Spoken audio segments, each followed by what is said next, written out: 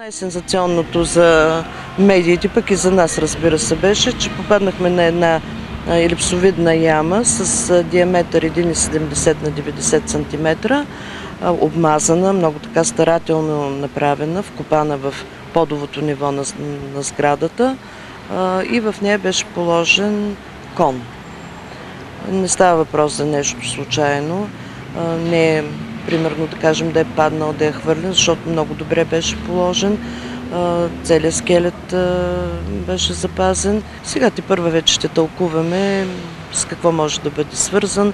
За съжаление нямаме никакви материали, става въпрос за дребни находки в ямата, за да можем да определим една по-точна датировка, но във всички случаи след като сградата вече не е функционирала, тъй като нарушава подовото ниво, а данните, които така на прима виста на пръв поглед имаме, са, че сградата е съществувала някъде до към края на 5 век. Значи това конско погребение можем да отнесем след края на 5 век.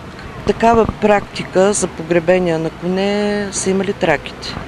Когато тук са били тракийските царства.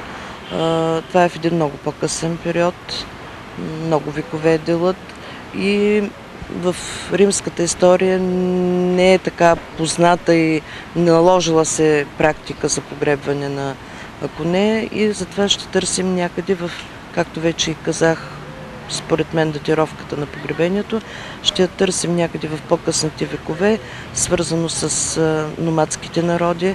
Знаем, че в средата на 5 век хуните на Атила минават през града, опожаряват го. Те така са имали по-особено отношение към конете, след това вече ги свързваме с прабългари, авари и така нататък.